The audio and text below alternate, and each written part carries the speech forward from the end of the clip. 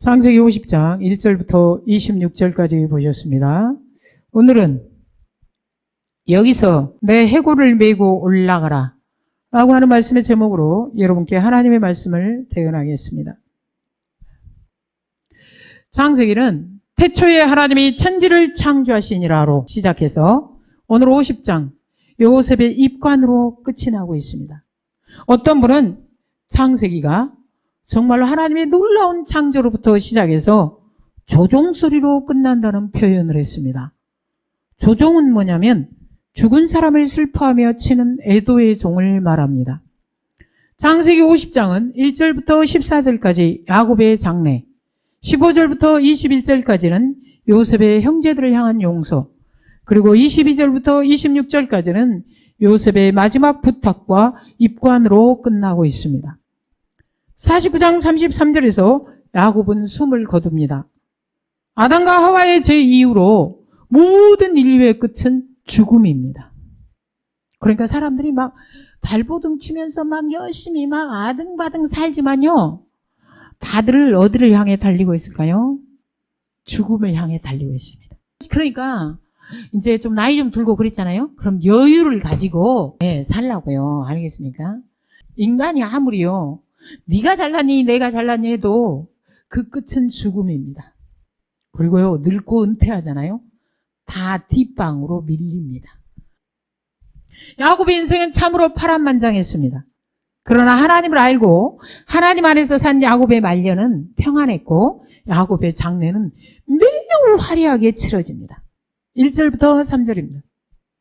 요셉이 그의 아버지 얼굴에 굽으려 울며 입맞추고 그 수종들은 의원에게 명하여 아버지의 몸을 향으로 처리하게 하며 의원이 이스라엘에게 그대로 하되 40일이 걸렸으니 향으로 처리하는 데는 이 날수가 걸림이며 애굽 사람들은 70일 동안 그를 위하여 곡하였더라.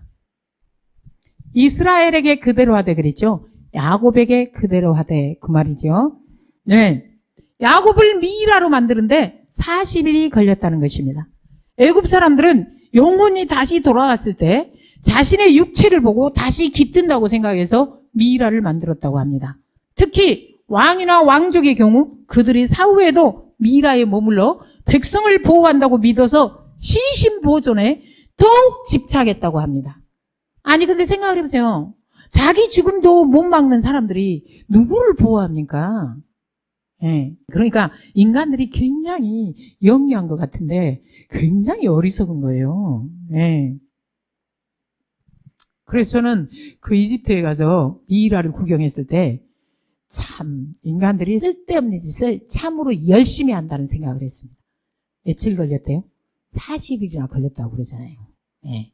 그리고 야곱을 위하여 3절 두 번째 줄에 보면은 70일 동안 그를 위하여 곡하였더라 그랬죠. 큰 소리로 울었다는 겁니다. 당시 애굽 왕이 죽으면 큰 소리로 울며 애도하는 기간이 공식적으로 72일이었다고 합니다. 그런데 야곱의 장래가 왕과 비슷한 수준의 애유로 치러졌다는 것입니다. 또한 장래 행렬은 어떠합니까? 7절부터 9절입니다.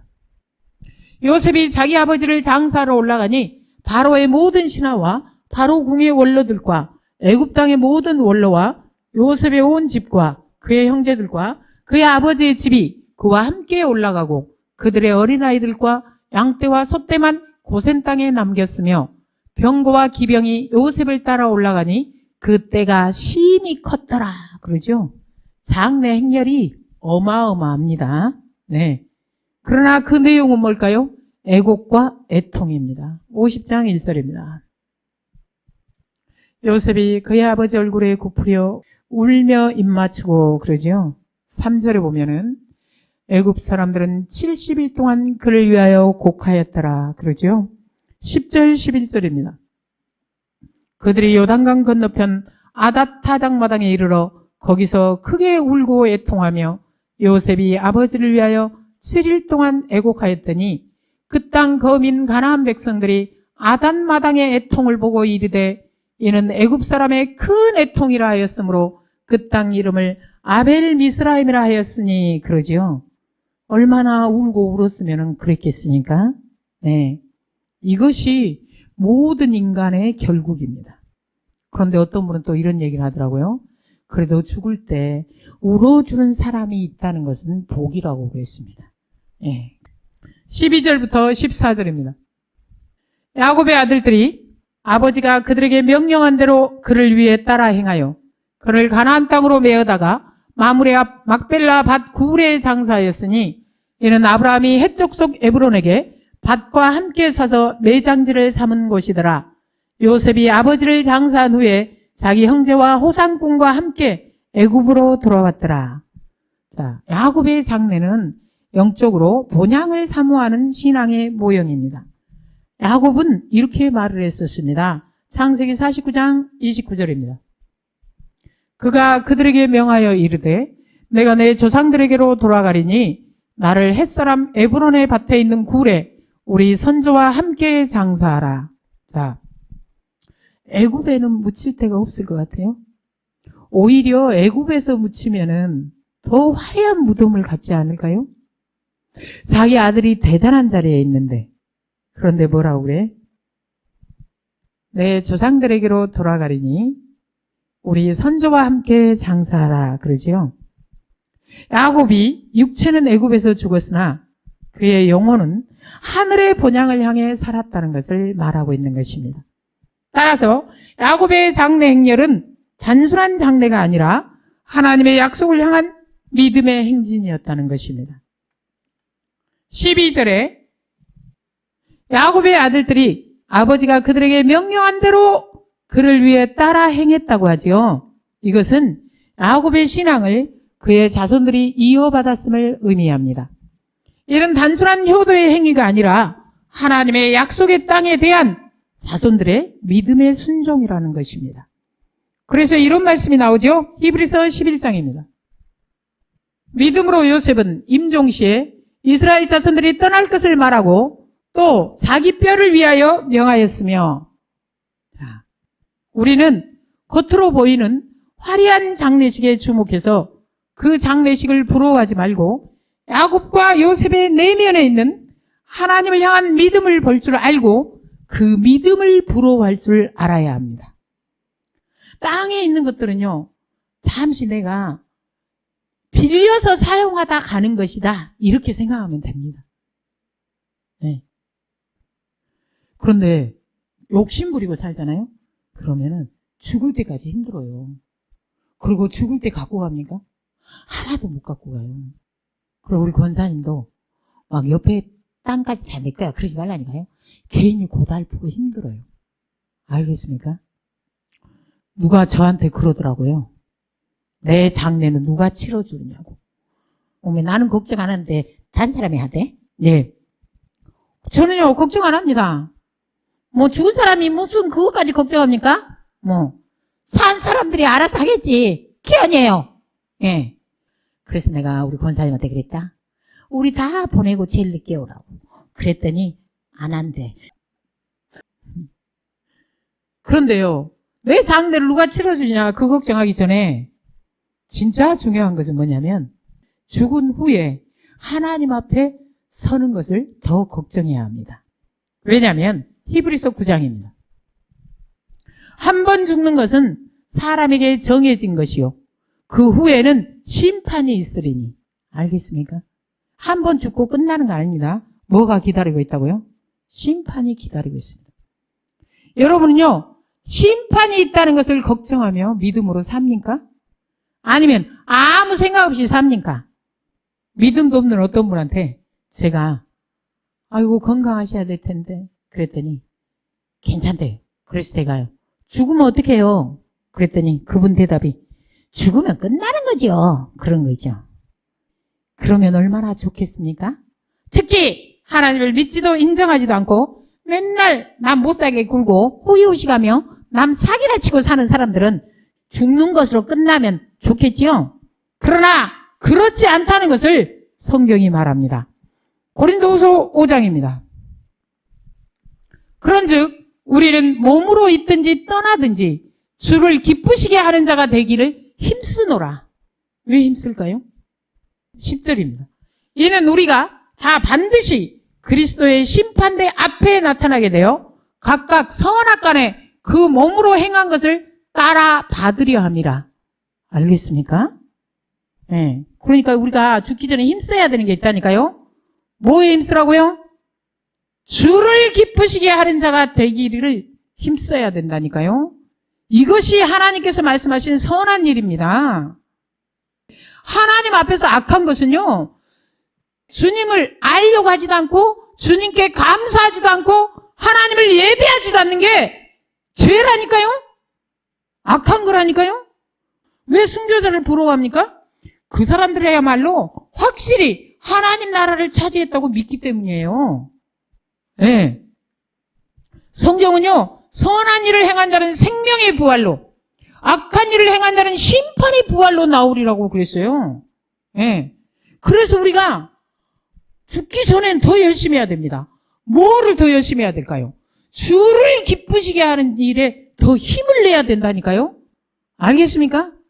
아니 그런데 주를 위해서 전도도 한번 생전 안 한 사람이 자기 집은 죽을 때까지 쓸고 닦고 문대고 반질반질하게 이고 가세요. 갈 때. 못 갖고 갑니다. 예. 히브리서 11장입니다.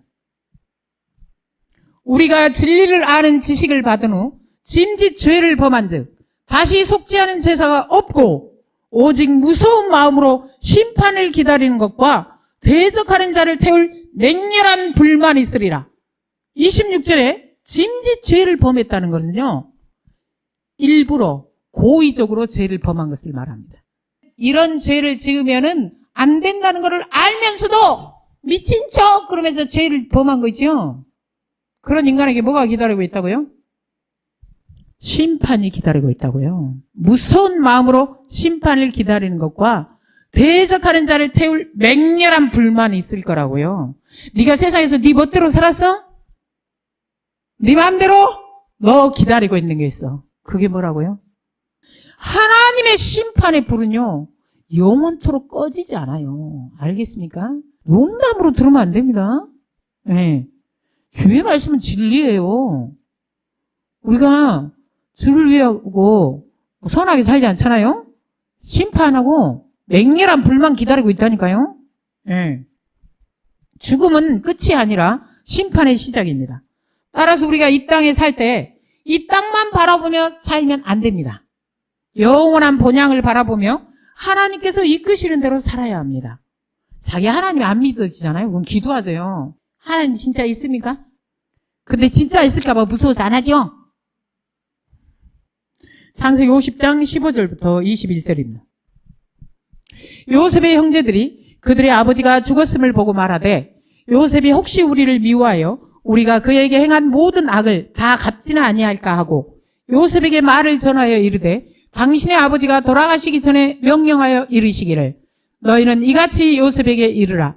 내 형들이 내게 악을 행하였을지라도 이제 바라건대 그들의 허물과 죄를 용서하라 하셨나니 당신 아버지의 하나님의 종들인 우리 죄를 이제 용서하소서 하며 요셉이 그들이 그에게 하는 말을 들을 때 울었더라.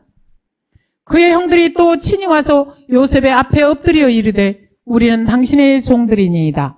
요셉이 그들에게 이르되 두려워하지 마소서. 내가 하나님을 대신하리이까?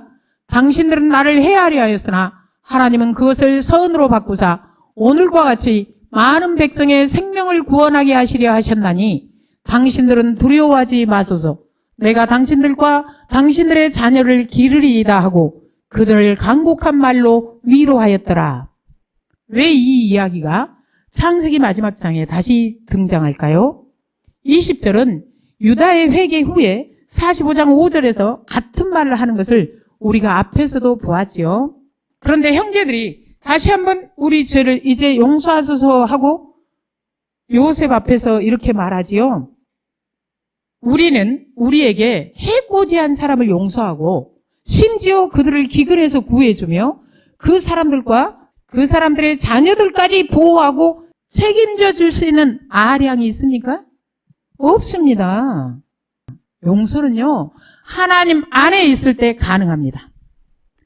요셉이 하나님 안에서 자신의 인생을 해석할 때 용서가 가능했죠. 20절에 보면 당신들은 나를 해하려 하였으나 하나님은 그것을 선으로 바꾸사 오늘과 같이 많은 백성의 생명을 구원하게 하시려 하셨나니 그랬죠.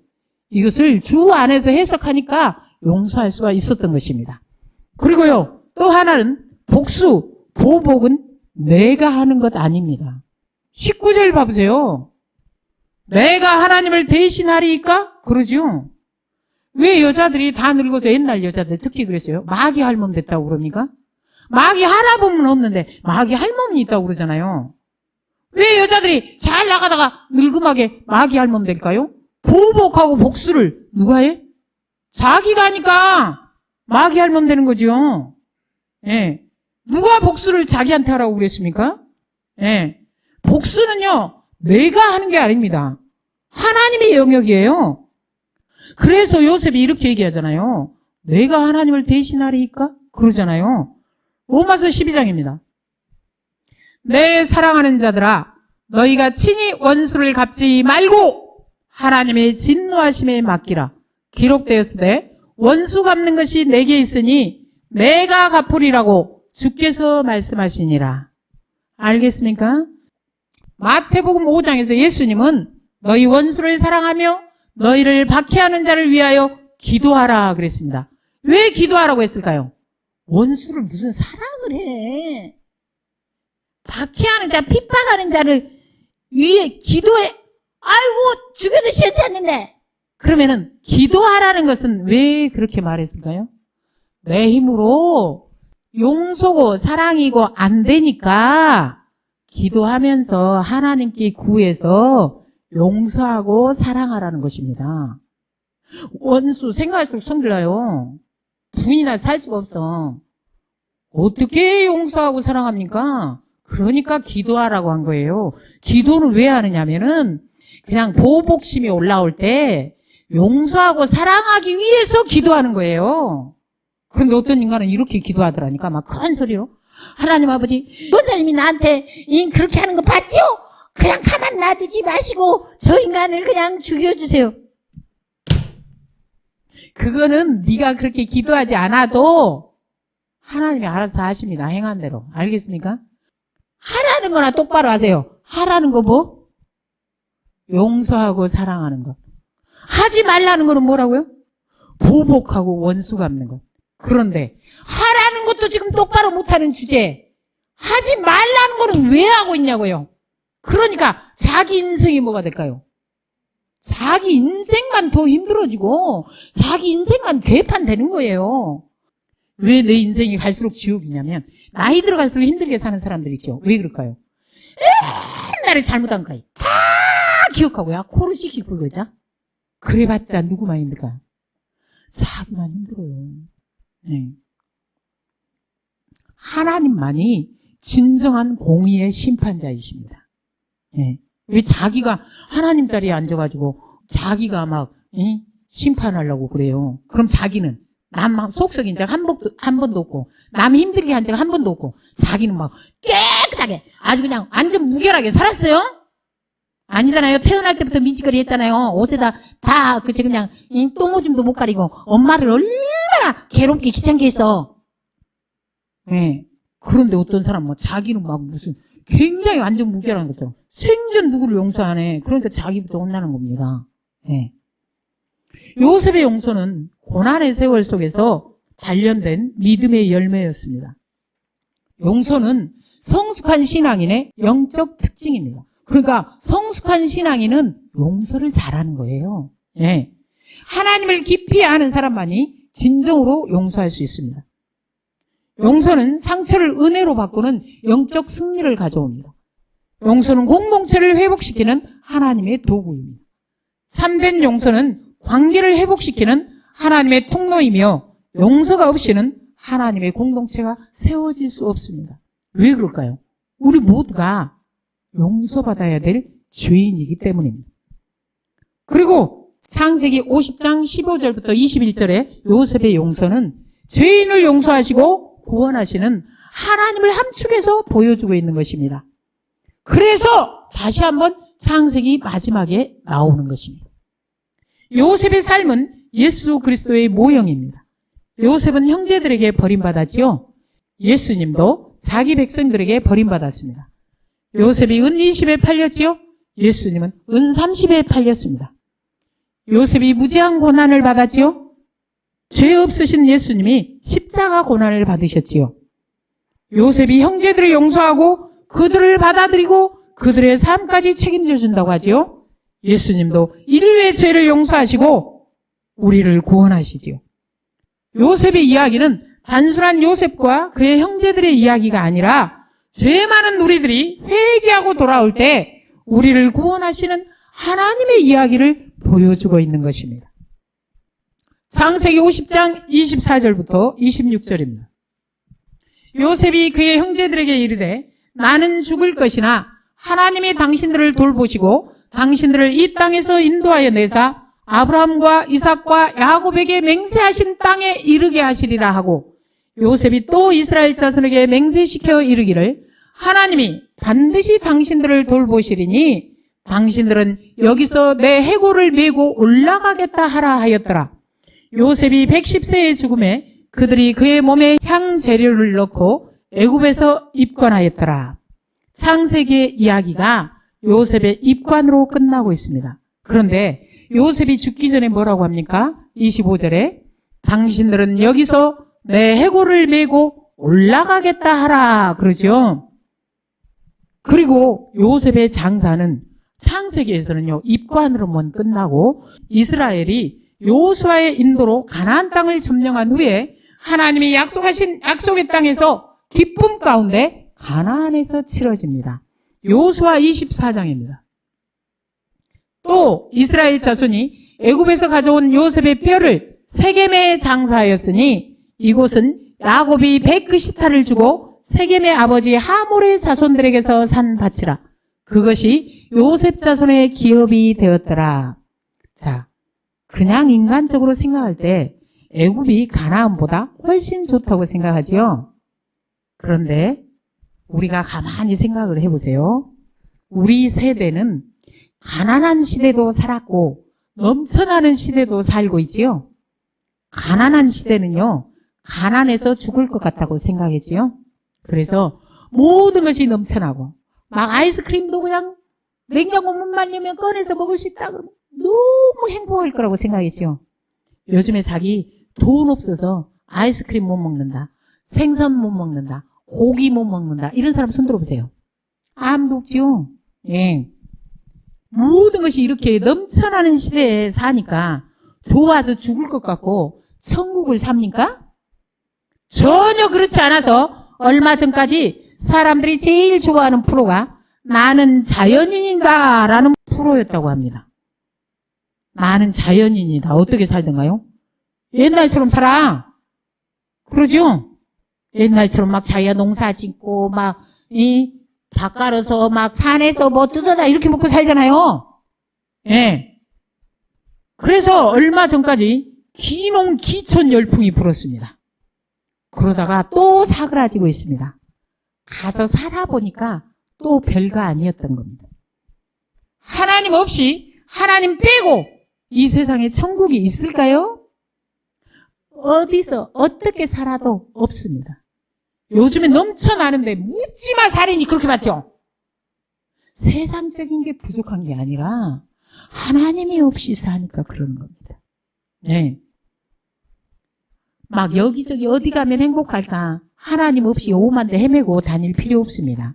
하나님 없이는 다 헛수고 하는 것입니다. 그래서 애굽에 세상 것은 넘쳐난다고 할지라도 여기서 내 해골을 메고 올라가라고 하는 것입니다. 네. 요한계시록으로 가면 우리의 장래가 어떻게 되어질 것인가를 잘 말해주고 있습니다. 요한계시록 21장입니다. 내가 들으니 보좌에서 큰 음성이 나서 이르되 보라 하나님의 장막이 사람들과 함께 있으매 하나님이 그들과 함께 계시리니 그들은 하나님의 백성이 되고 하나님은 친히 그들과 함께 계셔서 모든 눈물을 그 눈에서 닦아주시니 다시는 사망이 없고 애통하는 것이나 곡하는 것이나 아픈 것이 다시 있지 아니하리니 처음 것들이 다 지나갔음이라라. 하나님이 우리에게 주시는 나라, 하나님이 예비하신 나라는 이런 나라입니다. 그래서 복음송 가사에도 있죠. 거기는 기쁨만 있다고. 네. 성도는 이런 하나님 나라를 위해 매일 전진하는 자입니다. 기도하겠습니다. 하나님 아버지 감사합니다. 오늘 또 생명의 말씀으로 채워주셔서 감사합니다. 창세기를 통하여 우리에게 이 땅에서 어떻게 살아야 될 것인지, 무엇을 바라보고 살아야 하는지를 가르쳐 주셔서 감사합니다. 하나님 아버지, 주님께서 저희들에게 가르쳐 주신 대로 이 땅에 대한 욕심을 버리고 하나님 나라를 소망하며 믿음으로 하나님과 동행하는 삶을 살기를 원합니다. 그렇게 살아갈 수 있도록 날마다 저희들을 도우시고 은혜로 인도하여 주시옵소서. 성령으로 충만케 하옵소서. 아버지 하나님께서 날마다 우리 가운데 함께 하심을 믿사오며 예수님의 이름으로 기도합니다. 아멘.